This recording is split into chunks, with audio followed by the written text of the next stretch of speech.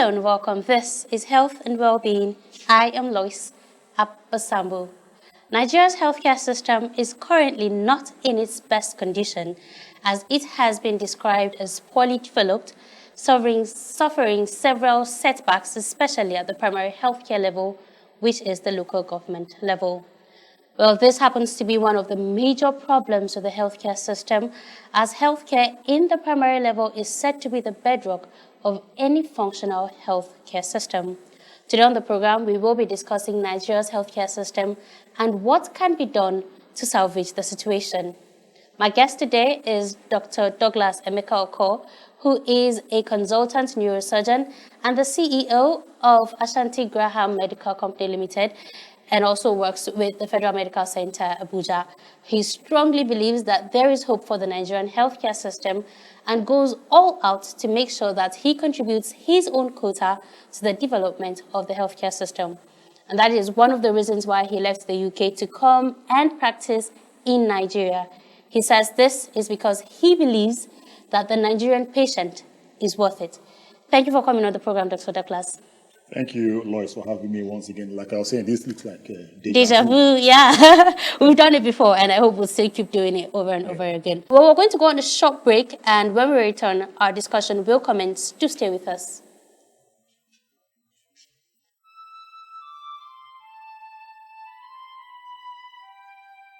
We are a nation blessed with people of diverse cultures, religions, languages, and opinions. It is ironic that we are now being ripped apart by our greatest strength, our diversity. We have allowed intolerance, insensitivity, bigotry, and nepotism to blind our vision of the greatness we can achieve working together as one. We may not have the same culture, nor religion, nor language, but we all belong to the same nation by the divine will of God. We did not choose to be Nigerians. Nigeria chose us. This nation is our divine heritage, and if we open our eyes, we would realize that what divides us pales in comparison to what unites us. And by the comparison and conciliation of our differences, we will grow until our differences disappear. Our unity cannot be willed by mere declarations, nor do we get unity by ignoring the questions that beg for answers. We must celebrate our diversity and debate our differences without fracturing our unity. Our strength is not in our numbers, but in our unity, because even the weak become strong when united. Nigeria unite. This message is brought to you by Abuja Broadcasting Corporation, owners and operators of ASO Radio 93.5 FM Abuja, ASO Television Star Times Channel 127, Free TV Channel 507, and UHF Channel 38. Welcome back, and thank you for staying with us. If you're just joining us, this is Health and Wellbeing on ASU Television. And before we went on the break, I told you that we would be discussing the Nigerian healthcare system with Dr. Douglas Emeka Okor. Well, Dr. Douglas, straight to the point, in my introduction, I actually mentioned that one of the major things, or one of the major problems with the Nigerian healthcare system is the shaky or unstable nature of the primary healthcare system, one of the major. But speaking to you, and like I said earlier, I had come back from the UK, and having seen healthcare systems that work, and coming down to work here, what would you say have been the issues that you have been able to see and pinpoint with the Nigerian healthcare system? Okay, basically, let me start by saying that, first of all, when you talk about a health system, okay, a health system is a really complex, it's a complex sector, extremely complex. A health system has pillars. Okay, there are 6 major pillars of a healthcare system. The first one is actually healthcare services. Okay, so when you talk about healthcare services, there's you look at what we call like a pyramid. At the base of the pyramid is what we're talking about, the primary health care. Primary health care. Okay, the next level is what we call secondary health care, and the top level is what we call tertiary health care, where you actually have complex things going on. Of course, you look at other pillars like things like the healthcare workforce. okay, what I call the human resource for health, the doctors, nurses, the therapists, and all that. You look at things like essential medicines, pharmaceuticals. When you're talking about looking at and providing care for people, you're going to be looking at medicines and all that, and drugs and stuff. But of course, you also look at what we call health information systems, okay? And then also you look at health financing. Fundamentally important. Okay, one of the key problems we have is that healthcare financing and funding is really, really poor in our part of the world. And last but not the least, extremely important, Lois, is leadership and governance. Okay, so I've given you these 6 pillars, and you ask me what is the problem. There are problems with all these pillars. Okay, but guess what? One of the key things that can help us with all these pillars, be it the human resource for health, be it providing the services at primary level and stuff like that, one of the things that can drive these things properly is the last one I talk about, which is leadership and governance. Okay, leadership and governance is so central, to try and rejig and reform this system, that we're struggling with. Okay, we are going on the 28th of September. The campaign starts. Okay, we are looking for a new government coming in next year in May. Okay, and one of the serious major problems I have is that, at least with some of the sound bites we are getting from some of the key political people now, you understand? We are not getting anything. We're not talking about healthcare. No, healthcare should be a mainstream priority. It's a public good. Okay, when you talk about things like healthcare and education, they are a public good. And guess what? One of the things we always say is that a people deserve the leadership that they actually get. Yes. If you ask your average Nigerian, what are the key issues that you're actually worried about? They'll tell you, we don't have light, the economy is really bad and stuff like that. Nobody remembers healthcare. Now, compare us to other, like you said, I came from UK, I was training in the UK. Compare with a place like UK. Now we have a new prime minister. Yes. Okay, and yes. she's just listed some of her people on her cabinet. Guess who one of them is? The Secretary of Health. Okay, Secretary of Health. The biggest employer of labor in the United Kingdom is the National Health Service, the NHS. The biggest employer of labor. In fact, a significant number of your healthcare professionals in Nigeria, doctors, nurses, so they are actually going to UK. Okay, so it's a healthcare. You understand? Is a mainstream issue. A government that prioritizes healthcare is a government that actually has value for human life. We want to see that, but unfortunately, it's not going to happen without nobody actually putting that pressure and actually reminding the government, either the governments who are in now, or most importantly, the governments that are going to come on board in May. I mean, hey, what is your strategy for healthcare? These 6 pillars we talk about. In terms of strategic policy, in terms of what are you going to do about accountability within the healthcare system? What are you going to do about funding? What are you going to do about regulation, which is a major problem? What are you going to do about the human resource for health? We have almost like 212 million people in this country. How many doctors do you have? Definitely not more than 45,000. How are you going to actually provide healthcare for these Nigerians, especially at that critical level that you talked about? Lois, at the primary care level. Yeah. Okay, so one thing I'd also like us to discuss more is, like you said, you've called this out the 6 pillars. I'd like us to discuss more in depth, because just like you said, it's good that we talk about these things over and over again, so that whoever it is that are the aspirants that want to come in by next year should be able to hear this and know that there are actually solutions. One of the things people talk about is sometimes people that do not know the healthcare system, that do not understand the healthcare system, are the helm of affairs. Sometimes, not always anyways.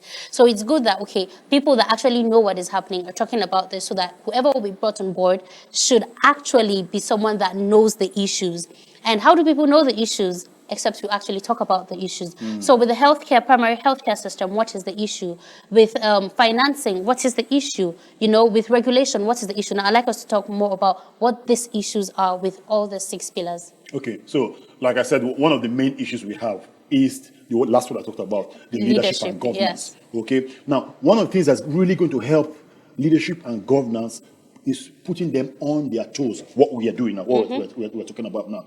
And so, one of the things I always say is that as an individual, as a group, as an organization, an institution, nobody does well without pressure. We need to put pressure on these people and say, hey, and ask the main questions and the key questions about what they need to do. So who are the people that should be putting pressure?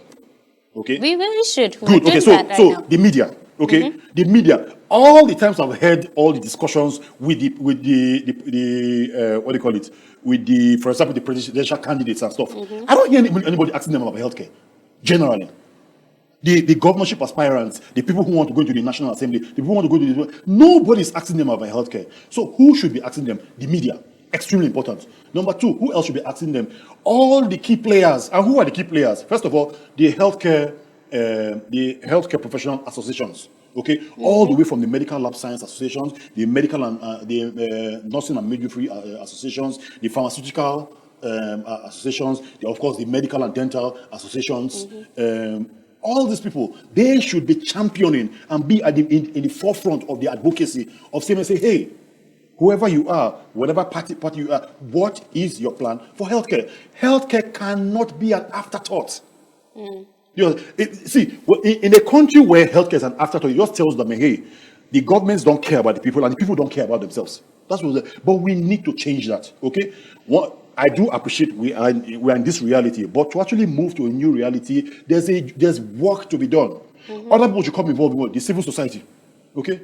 The problem with healthcare is that healthcare gist is not very interesting. It's not very interesting, but unfortunately, it's a mainstream focus. It's something. Yes. It's extremely important, but it's not interesting. So you see people pandering to what they think is interesting. Oh, the politics. Oh, this party is fighting against that party. Oh, this person said this. Oh, what is your comment to what that person said? Are those the issues? Healthcare is a fundamental issue. The Nigerian Bar Association, they had their conference not too long ago. Yes. You understand? You would expect them, and they probably don't understand that healthcare is a fundamental problem.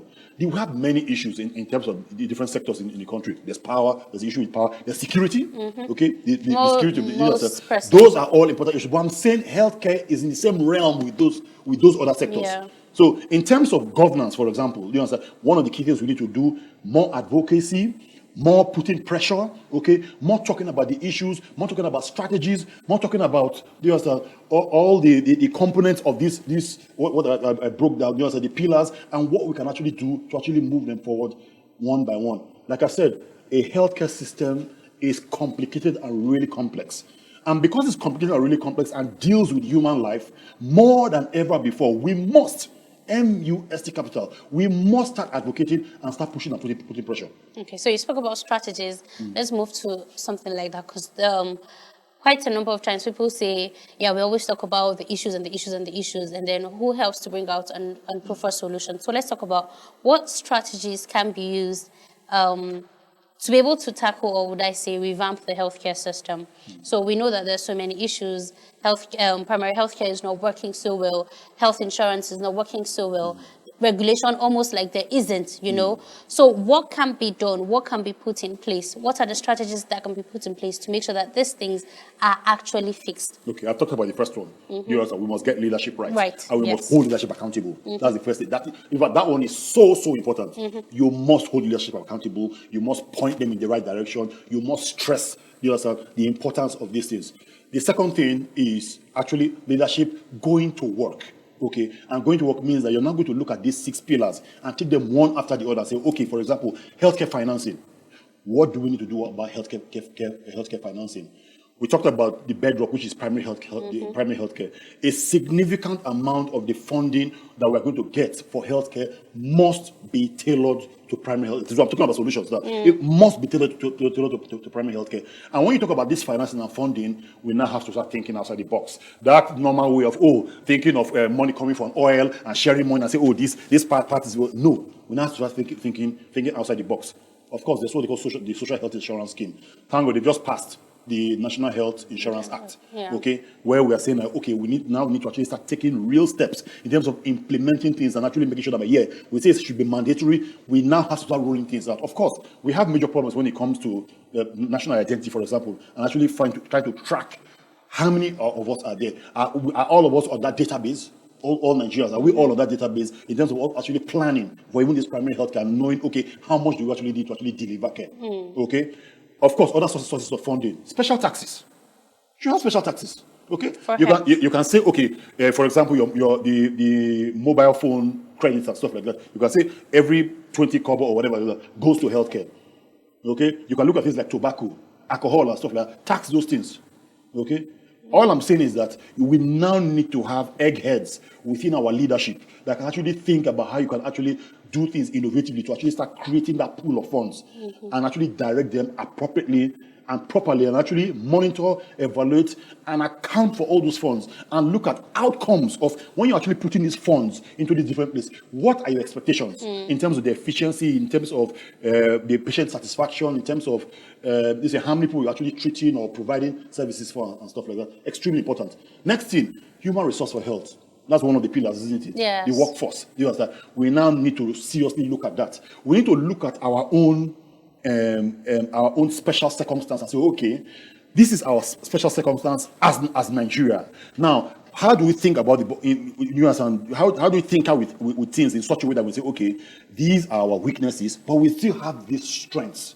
Okay, yes. How do you now look at best practices all over the world and say, okay, we cannot be exactly what UK is or US or in Europe or other countries, but we can design something that fits us, in our own local here, but has some level of international standards. For example, we talked about primary health care. I've said this over and over again. We have less than 50,000 doctors in Nigeria for 212 million people. It cannot work. If you truly want to actually deliver care to that last man, in Zango Katav, that in that rural village in Zango Katav, and you truly want to deliver care, you cannot actually deliver that with 50,000 doctors. Can you? And guess what? Where are these doctors? A significant number of them are in Lagos, in Abuja. I was going to talk about that. Yeah, they're in Lagos, they're in Abuja, they're in most of the cities. So what happens to the rural people? So that means that we now have to start again thinking outside the box. Okay, how can we actually deliver care to these people? What level of staff? Yes, sir. What level of training in terms of the human resource for health, in terms of health workers, can we actually train to actually say, okay, deliver care at this level? And that's where we come to things like the community health extension workers and the community health officers, for example. Okay. I've talked about them and said, hey, you can use these type of health workers and actually expand their roles and advance the level of their practice of what they can actually do. You can do that. So when I proposed that, somebody was like, if you do that, you will have But I'm going to have a problem because I was going to ask you that. Yeah. Yes. Earlier, before we came on, I spoke to you about, I saw a letter, someone had forwarded a letter to me, and it was from someone that was, in quotes, in charge of a primary healthcare center somewhere in Kebbi State. And it was a referral letter to a bigger hospital, I think one of the secondary hospitals also.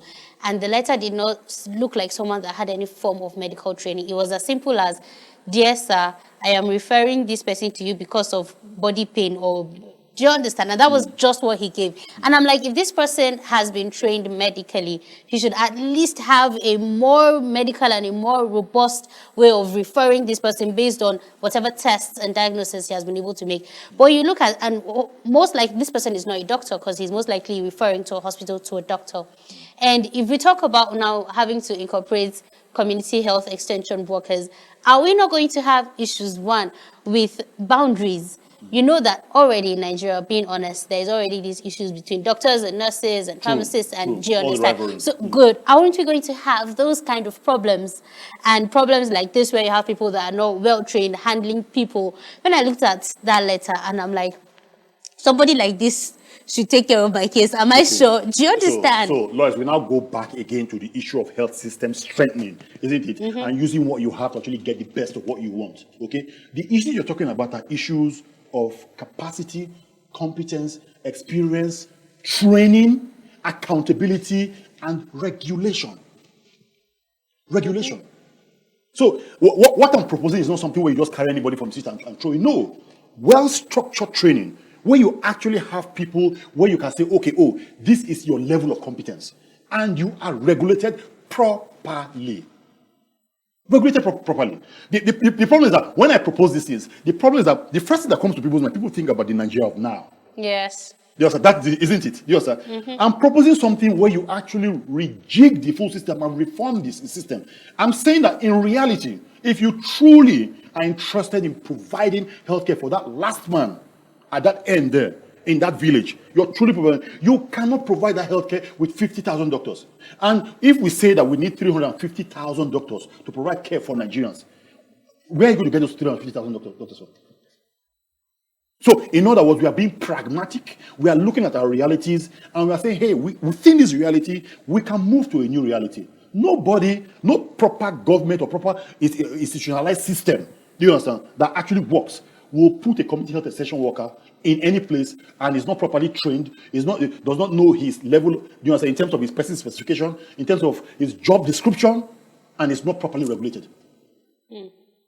So I'm not proposing something that you just throw people in. I'm proposing something that will go along with proper training.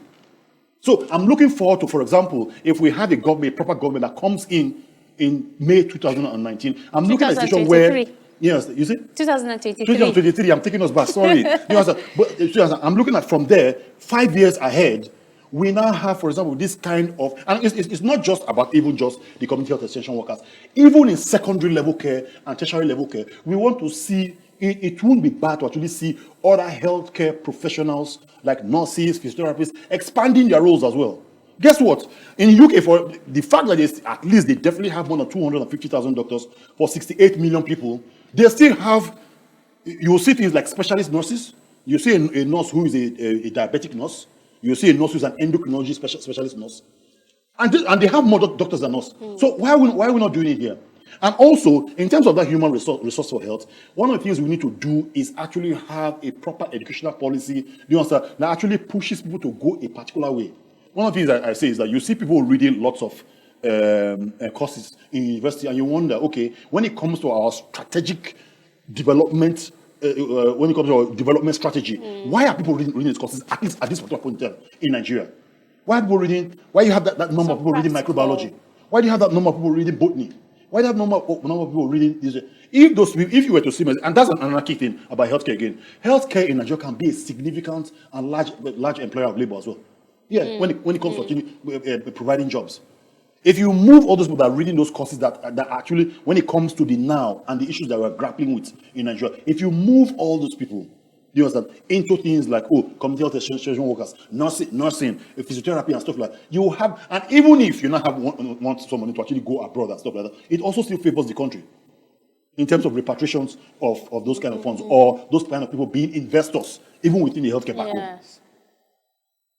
Okay? So, of course, when you look at the issue of pharmaceuticals and medicines, you start thinking about, okay, we import most of our medicines and stuff from places like India and stuff like that. When are we going to start manufacturing them?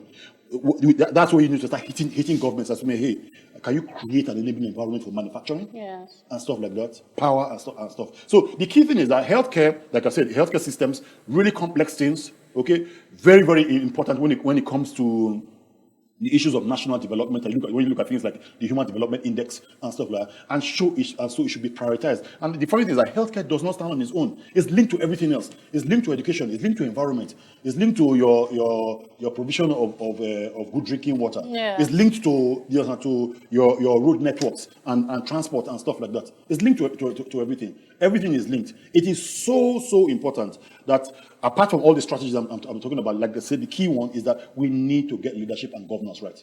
True. We need to get leadership and governance right. And just like you said, it's very true that health links to everything. Because I remember so many times when we talk about emergency services and we don't have good road networks. We talk about the environment. Water is not good. It affects our health and all of that. And it's important that we actually do make it, like you said, priority in whatever we're going to do. Now, like us to talk about infrastructural development in the healthcare system. I know growing up, there are places where you see little buildings, I would call them, and they're called primary healthcare centers. Are there enough, those kind of buildings, to serve as primary healthcare centers to help cater for the health of the citizens? My strong feeling about infrastructure when you talk about buildings is that is not our major problem now. It is not our major problem now at all. In fact, it is really painful that most of the people in government or most of the politicians, they use that as a sort of emotional blackmail. You build one structure somewhere, you go and commission things, and then you say, oh, they built a hospital. Please, a hospital, building a hospital somewhere is not equivalent to providing healthcare for the people. It's not. While infrastructure is important in providing healthcare, do you understand? You cannot say that because you built a hospital somewhere that automatically you are providing healthcare to people. Please, they are not the same thing. Do you understand? Infrastructure is important, but the fact that you put one building somewhere doesn't mean that. For example, if you go around the 774 local governments in this country, you have buildings everywhere. Are they being used? When you talk about when you talk about how will I put it? When you talk about cost effectiveness or using your resources wisely, do you think at this point when we have lots of buildings littered everywhere and nothing happening in them that we should be putting More buildings. more buildings? No, that's not the problem. Let's use what we have. That's where innovation comes in, isn't it? That's where you're not thinking, okay, how can we actually provide care? There's this building there. For example, one of the things I always talk about is centralizing tertiary care, what we call the hub and spoke model. Okay, we have 3 tertiary public hospitals in Abuja, for example. In these 3 hospitals, you have 3 neurosurgeons in each of them. Each of them has 3 neurosurgeons. Why are they spread about the 3 hospitals? Why are all of them not in one hospital? And then, because it's almost a quaternary specialty, do you understand? Everybody comes there, and then you move everybody out. Okay, people come from the different district hospitals or the different government hospitals. They come there, you sort them out, they move out. Okay, you build up the capacity to actually train, the capacity to actually do more cases, provide more care for patients, and then you just build the capacity across board when you do that. So these are some of the, I'm talking about solutions and some of the innovations that we need to be looking at. And it will be cheaper to actually do it that way. The more you're actually doing a particular, as a kind of case, for example, let me say you're doing a neurosurgery case, the more of those cases you're doing, the cheaper it becomes. The more of those cases you're doing, the more the people who are actually manufacturing ABBA, for example, say, it looks like we can make money for this, or actually provide this particular consumable or whatever, and stuff like that. It's fun, isn't it? UK has a population of about 68 million. Okay, we have a population of about 212 million. But I can tell you, in terms of the number of cases being done, neurosurgery cases being done in the UK, they do much, much more than us. Could that also result from they make more diagnosis than us? It's a combination of everything. Everything. Okay. The average teaching hospital in Nigeria has roughly about 8 theaters. The average teaching hospital in the UK has like 40 theaters. So it just tells you how serious when you compare the two places. You understand? Some people say, don't compare. I say, no, I'm a scientist. I compare. Besides, I'm sure we in Nigeria, we want to move ahead. So compare yourself with people who are doing well, at least relatively well. Okay? So we have to, first of all, like I said, put governments, or push governments to actually be responsive when it comes to healthcare. You understand? Of course, all the different players I talked about, and I gave examples of them, they should actually start talking about strategies. You understand? What are the strategies you can use to actually make things better? Remember, like I said, it's a complicated thing. We've been struggling within our healthcare space for a very, very long time. It's not going to be something where you can actually change overnight. It's going to take some time. Yes. And so that means it needs due diligence from all the players, not just from the people who are in offices. Okay? All the players. The followers, the people within the middle class, all these key players I talked about and I mentioned them. Even the Nigerian Bar, I'm calling them out. The Nigerian Bar Association. They are a very strong force. I'm telling them, Nigerian Bar Association, please do your own research. Look at healthcare in other countries and look at where we are. And please make it one of your priorities. I'm sure they will say, you're a doctor, but the Nigerian Medical Association. The first thing, that was what I was going to say. So what is NMA going to do? But guess what? Do you understand? If the Nigerian Medical Association and other associations of other healthcare providers, they've not pulled their weight over time. And because healthcare is a significant issue, which will actually affect the members of NB anytime, I think they should take it up as well. I think most of the civil society organizations should start taking healthcare up. Let's stop playing to the gallery. Let's not only be looking at things that are interesting. Like I said, healthcare issues is not interesting, but it's very important. Very important, very important. Now, you spoke about production, and some weeks ago, I think Nigeria was beginning to have talks with BioNTech on vaccine production. And this is not the first time we're having talks with organizations concerning vaccine production and then some other consumables. I'd like us to talk about that, but that will be when we come back from this short break. Talk about what options do we have as Nigeria to see how we can boost production, most especially for medical consumables in the country. Do stay with us when we come back from this short break. Our discussion will continue.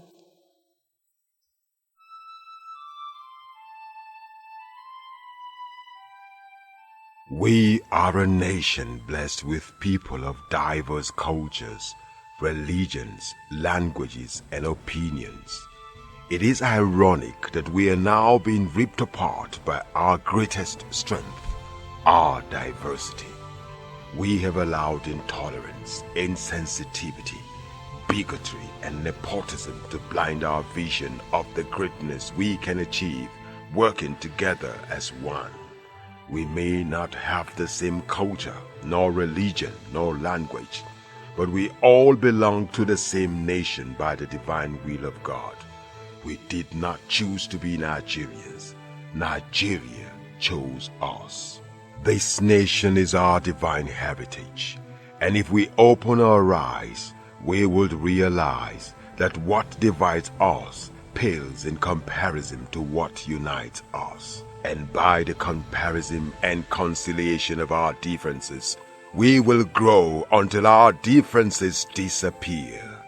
Our unity cannot be willed by mere declarations, nor do we get unity by ignoring the questions that beg for answers. We must celebrate our diversity and debate our differences without fracturing our unity. Our strength is not in our numbers, but in our unity, because even the weak become strong when united.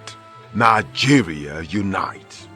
This message is brought to you by Abuja Broadcasting Corporation, owners and operators of ASO Radio 93.5 FM Abuja, ASO Television Star Times Channel 127, Free TV Channel 507, and UHF Channel 38. Welcome back, and thank you for staying with us on the program. If you're just joining us, this is Health and Wellbeing on ASO Television. And before we went on the break, I said we're going to talk about production of medical consumables in the country and what can be done to help boost this, because it should be able to help with the healthcare system as well.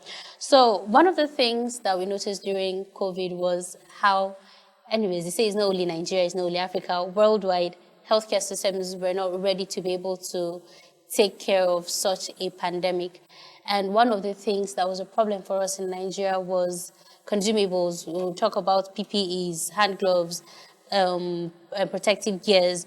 These were things that had to be imported in for us. And then when they started talking about vaccines, it was like we were not even in the conversation, it was almost like we were sitting and waiting. But like I said earlier, Nigeria is in talks with BioNTech, and BioNTech is one of the producers of one of the COVID vaccines, on seeing how vaccination production can start in Nigeria. How can we maximize this opportunity? I think basically when you look at the way we've run ourselves as a country for a very long time, we've been more of rent seeking.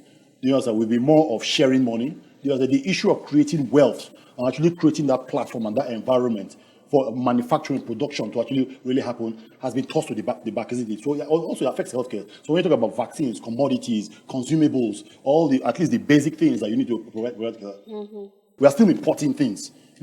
When on a good day we should actually get to that point where we have the manpower, we have the environment, we have power. We have like manufacturing villages and stuff like that. Those are the things that we should be looking at. Okay? And that will help us a lot in terms of trying to actually help ourselves. Guess what? Even when you talk about even exporting, we can actually get to the point where we're actually providing some of these consumables and exporting to other Central and West African countries. We should have that capacity moving forward. Again, back to leadership and governance, isn't it? You can see why this leadership and governance is so important. And the key thing is not just about having talks and stuff. It's about the seriousness of actually implementing things and say, okay, we truly want to do this and we'll do everything that is needed to actually do it.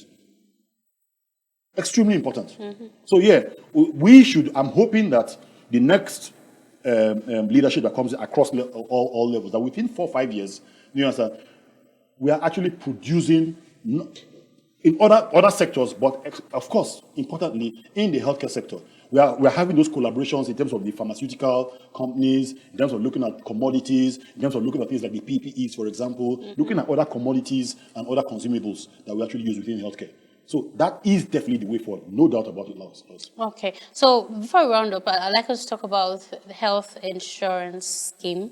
And that's something that is very key in the access of medical services to individuals, because Even though yes, primary healthcare is not so strong, but secondary healthcare and tertiary are actually augmenting for what is not being done in the primary healthcare. But we still see people not being able to access healthcare services. And one of the reasons is because most people have to pay out of pocket. And in a country like Nigeria, where it's not like majority of people are very buoyant, it's very difficult for people. So people resort to almost just staying till situation gets out of hand before they're rushed into the hospital.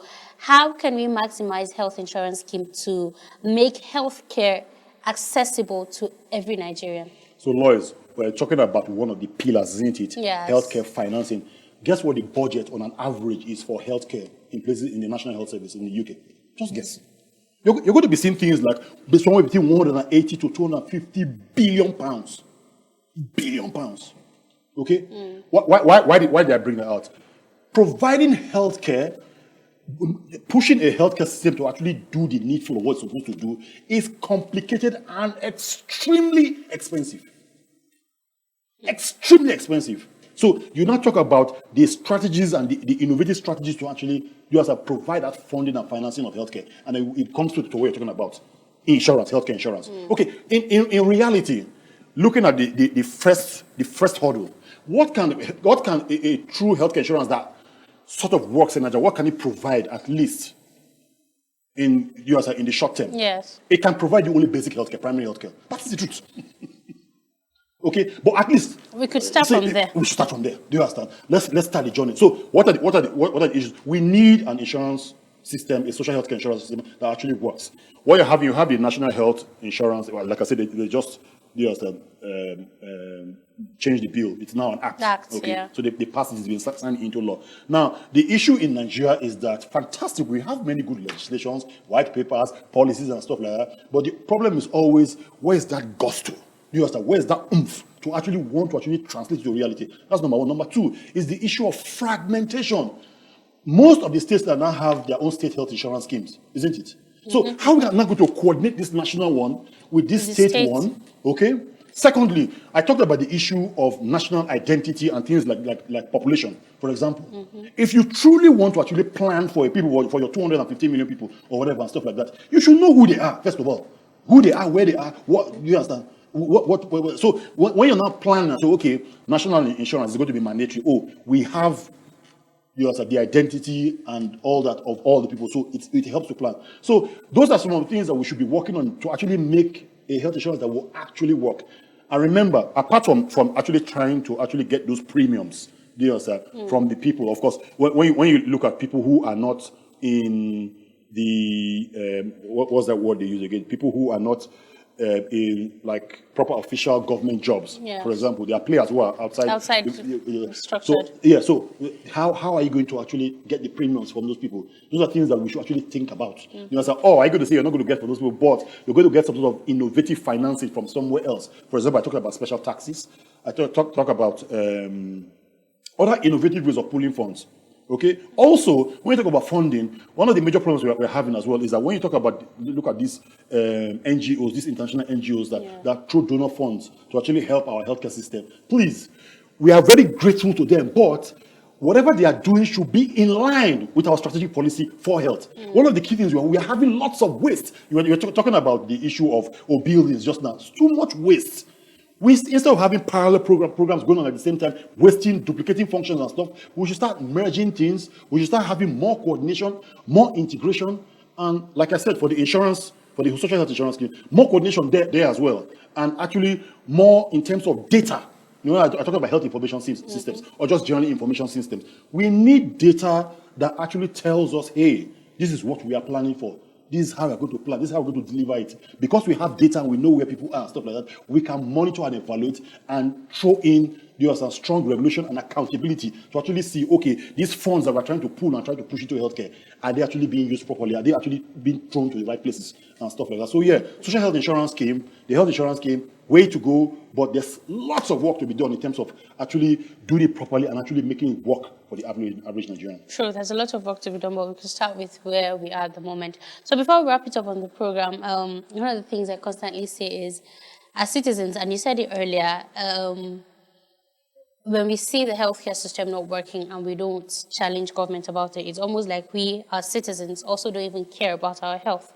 And we actually have to do something to show that we care about our health. And not necessarily just, and I just want to talk about it just in asking government what government is doing, because apart from what government is doing, we as individuals also have Our a role to role to play. Good. So let's talk about the roles of citizens in helping to revamp the healthcare system. So for citizens, one of the first things I always point them to is the National Health Act.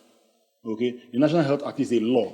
You know, so it was passed into law by the Jonathan government in the end of 2014, and it stipulates there are lots of nice documents. Again, the problem is always translating those documents to Into reality. Okay, but there are parts of those documents. For example, the part 3 of it that talks about the user and the provider. What is expected of you and stuff like that. That's one part that they should go read. So for example, a user is interfacing with a provider. He should know that, hey, what are my rights? There's the Patient Bill of Rights. Okay? And again, one of the things they should do is what we've talked about already. They should keep asking those questions, okay, on all their social media handles and their discussions and stuff like that. Apart from saying, oh, this person, we don't like this person's face. Oh, that person, Emilokon, and these are stuff like that. Can we please talk about the issues? And the issues are security, education. People have the university students have been out of school for 7 months now. Education, power, the economy, and healthcare. Extremely important. We must continue to push. We must continue to put pressure where pressure is needed. Because, like I always say, Lois, the Nigerian patients are worth it. Thank you very much, Dr. Douglas, for taking out time to be here with us. And we sincerely appreciate your presence. And we hope these deja vus will continue to happen again. Thank you very much. Well, that's how much we can take on the program. But even though the provision of healthcare in Nigeria remains the functions of the 3 tiers of government, as individuals, we also have a responsibility to see that we safeguard our health by exercising regularly, being on healthy diets, and keeping the environment clean in order to stay healthy, so that we'll be able to reduce our visits to the doctor. And elections are coming. You can always pose these questions to aspirants. What do you have for healthcare? That's how much we can take on the program today. Keep it a date with us, same time next week. I am Lois Apasambo. Do stay safe.